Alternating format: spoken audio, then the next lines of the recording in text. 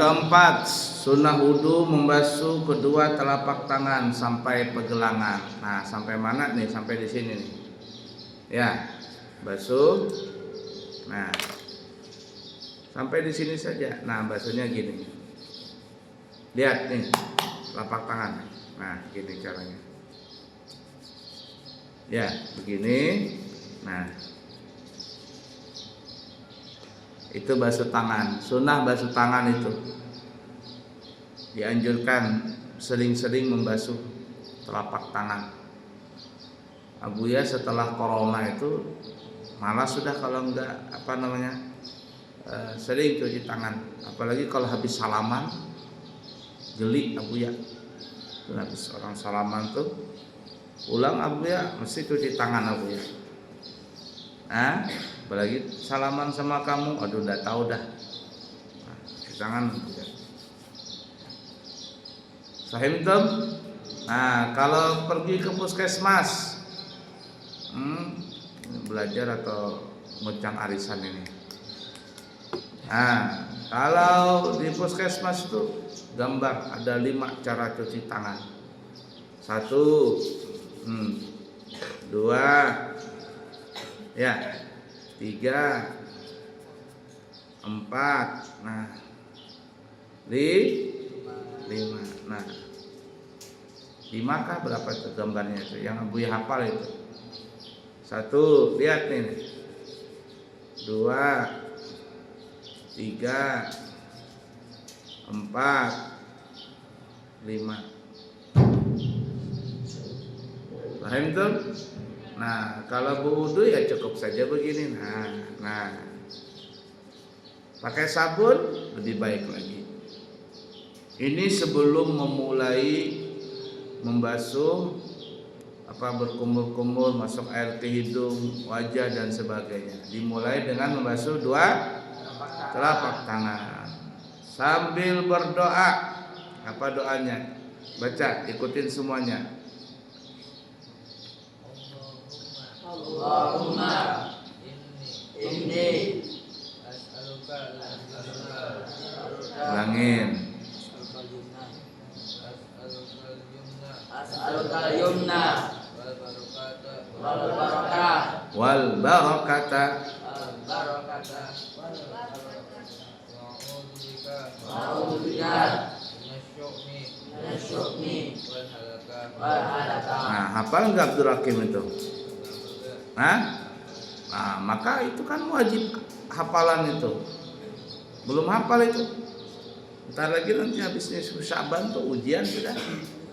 Ujian praktek wudu sama doa-doanya, ujian praktek sholat sama doa-doanya, ujian tahlil sama doa-doanya. La ilaha illallah. Itu semuanya itu. Doa nanti itu. Talqin. Sudah talqin belum?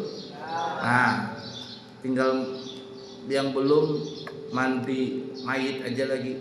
Sholat jenazah sudah belum? Tinggal praktek mayit, mandi mayit sama menguburkan mayit. Nah, siapa yang nanti mau coba jadi itu mayit kuburkan? Dwi kah atau Tio kah yang badannya besar? Ngangkatnya berat nanti. Hafal itu. Doa wudu harus apa artinya? Baca. Ya Allah, sungguhnya aku mohon kebaikan dan berkah padamu, dan aku berlindung kepadamu dari kejelekan dan kerusakan. Nah, jadi tangan itu ketika dibasuh minta sama Allah. Ya Allah, berikanlah di tangan kananku ini barakah, ya. Minta kebaikan dan keberkahan. Jangan atau aku berlindung kepadamu dari kejelekan dan kecelakaan. Dan orang bahari dibilang apa yo? Telapak tangannya itu tangan dingin. Tangan dingin, itu istilah aja. Kalau megang duitnya bertambah. Kalau masaknya enak, walaupun sederhana tapi enak. Ada orang masak bumbu ini, bumbu itu biasa-biasa aja. Ini orang masak biasa saja, sederhana bumbunya, tapi kok enak ya. Nah, itu namanya tangan dingin. Kalau nanam pohon, nanam bunga, tumbuh. Nah, itu kalau ada perempuan tangan begitu, masya Allah tuh. Untung kalau ada suami dapat istri begitu. Tangannya megang duitnya bertambah. Bukan bertambah banyak dalam peti, bukan, artinya duit itu rezekinya lancar. Nah, ada perempuan tuh kalau megang duit habis. Suaminya begitu, istrinya begitu, nggak bisa megang duit. Jangankan yang di kantong, yang di dalam bank aja habis duitnya. Kemana kan itu tangannya panasan. Makanya tadi berdoa sama Allah, ya Allah, aku berlindung kepadamu dari kejelekan dan kerusakan. Tangan panas. Tapi kalau tangan dingin apa? Semuanya berkah. Nanam pohonnya tumbuh. Melihara ternaknya berkembang, banyak melahirkan. Bikin ini bagus, bikin itu bagus. Itu namanya tangan. Jadi orang tangan dingin. Ada tangannya panasan, suka mukul orang. Ini kalau mukul orang pedih. Abu ya dulu punya teman tuh, kalau dia mukul gitu, pelan-pelan, tapi pedih. Wah, kamu nih punya tangan panasan ini. Dia mukul gini, tapi pedih luar biasa. Tangannya panasan. Itu megang duit habis. Nah, apalagi nanam pohon mati, melihara binatang mati. Tangannya panasan. Nah, berlindung sama Allah. Itu orang Bahari begitu tuh bilang. Tangan dingin, tangan panas. Nah, minta sama Allah supaya tangan ini barakah. Ya, Acit. Nah, lanjut baca lagi sampingnya.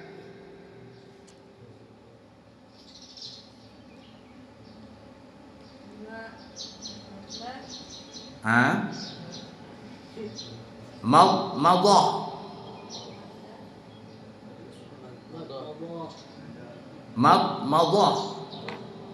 Nah, apa artinya?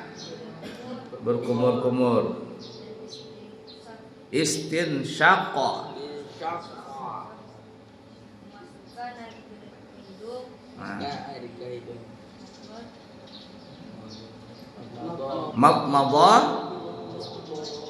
adalah memasukkan air ke dalam mulut, sunnah dengan menggunakan tangan kanan dan berdoa. Nah, jadi nanti madmadah habis telapak tangan cuci, ya langsung kedua telapak tangan baru madmadah, memasukkan air ke mulut pakai tangan kanan. Perhatikan Abu ya, memasukkan air ke mulut pakai tangan kanan.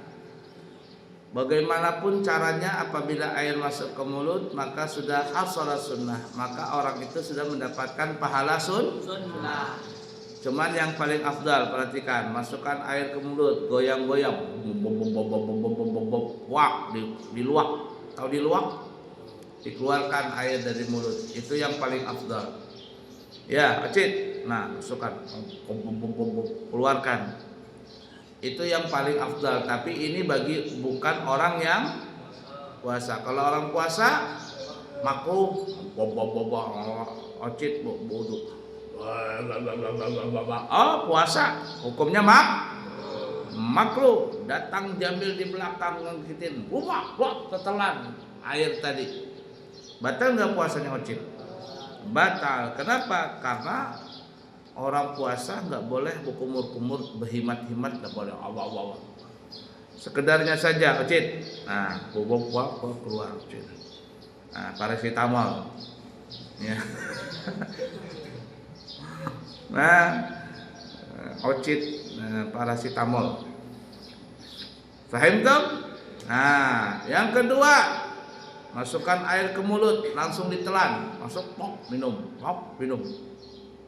Hasalah sunnah, maka orang itu sudah mendapatkan pahala sunnah. Sunnah apa? Madmadah, berkumur-kumur. Apalagi masukkan air ke mulut, goyang-goyang, telan, plok begitu, maka sudah dapat pahala sunnah. Tapi yang paling afdal apa tadi? Masukkan air ke mulut, kemudian baru dibuang. Jangan orang Banjar diluang. Sambil baca doa, berkumur-kumur ada doanya. Apa doanya? Ingatin, dihafal nanti ujian, nanti setelah nisfu Sya'ban ujian. Praktek wudu dan doa-doanya. Apa doanya? Allahumma. Ikutin semuanya. Allahumma Ulangin. Allahumma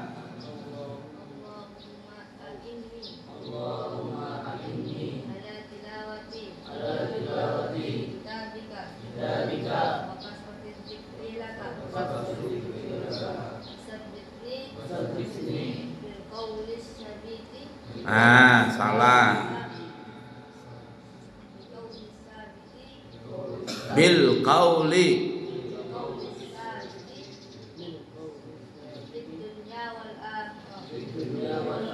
Baca itu betul-betul panjang pendeknya, mat tabi'inya, mat aslinya. Ayo, apa artinya? Ya Allah, berikanlah aku aku pertolongan agar dapat membaca kitab Yang dimaksud kitab apa? Al-Qur'an. Ya Allah, tolonglah aku ini untuk membaca Al-Qur'an. Ini kumur-kumur nih. Karena ada orang baca Quran itu nggak bisa baca. Dia orang baca wirid, yasin, dia paracetamol, ya. Orang baca yasin, minum paracetamol, tidur. Ya, rocit paracetamol. Nah, itu. Ini nggak ditolong sama Allah, baca mulutnya nggak ditolong sama Allah baca Quran. Ada orang baca Quran, a'udzubillahi minasyaitonirrajim.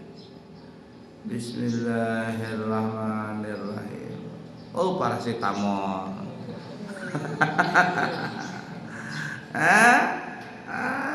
Ini orang nggak kuat baca Quran, tidur aja kerjaan. Apalagi minta tolong sama Allah. Apalagi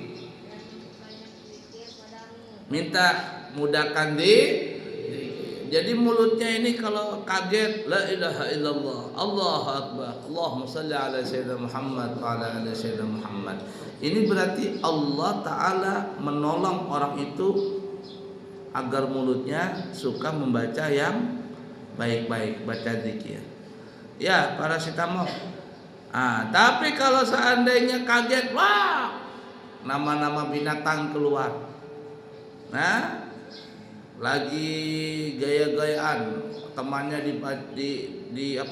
dikatakan bodoh, goblok, padahal dia sendiri lebih parah dari itu.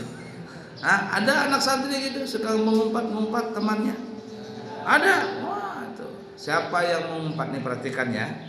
Siapa yang mengumpat maka dia kembali umpatan itu kepada dirinya. Ayo tuh. Ya, paracetamol. Minum paracetamol ngantuk terus. Jadi kalau ada tuh orang suka mengumpat, suka nyebut nama-nama kebun binatang, itu kembali kepada dia sendiri. Kembali pada diri sendiri. Bahkan disebutkan dalam riwayat hadis tuh, nanti di akhirat Allah akan panggil orang-orang yang suka menyumpahin temannya. Jadi kalau ada nih si A dengan si B, A nyebutin si B, babi katanya, anjing katanya, monyet, wudus, apalagi macam-macam. Nanti di akhirat dipanggil sama Allah, kamu yang di dunia itu suka manggil temanmu dengan kata-kata anjing, babi, wudus, monyet, kamu ya? Kata Allah Ta'ala, apakah aku ciptakan dia ini bentuknya babi? Allah tanya nih. Ya, Ocit, kamu manggil temanmu babi. Apakah aku kata Allah ciptakan ini dia jadi babi, monyet, anjing? Disidang di depan Allah Ta'ala. Akhirnya apa? Orang itu masuk neraka. Terhina, Allah menjadi tersinggung. Tersinggung. Coba kamu aja bikin kue umpama, lomba nasi goreng itu. Nanti ada nggak pramuka nasi lomba masak? Nah, Ocit masak ini kolak pisang. Cit, kolak pisang campur paracetamol. Nah, Ocit bikin kolak pisang. Lalu ada temanmu bilang, apa ini kolak pisang yang kayak emas batangan di Sungai Mahakam? Tersinggung nggak kamu? Tersinggung nggak? Tersinggung. Apalagi Allah Ta'ala bilang, oh Ocit, kamu nyembah-nyembahin temanmu dengan sebutan babi, anjing. Apakah aku ciptakan dia anjing, babi, monyet, kudes? Marah Allah Ta'ala. Kalau itu masuk neraka aja sudah. Masuk neraka. Jadi itu siapa yang suka itu? Siapa Ikram yang suka nyebutin temannya kata-kata binatang? Ada? Ada? Awas. Nanti itu dia dihukum sama Allah Ta'ala di akhirat. Di dunia dia mungkin gitu aja. Di akhirat nanti siapa yang bisa lepas dari akhirat nanti? Faham tak? Tangannya di sini. Tegak. Tadi jadi minum paracetamol kata dia atau gimana? Ocit. Baik, lanjut. Ocit baca sampingnya. Nah, kemana kitabnya?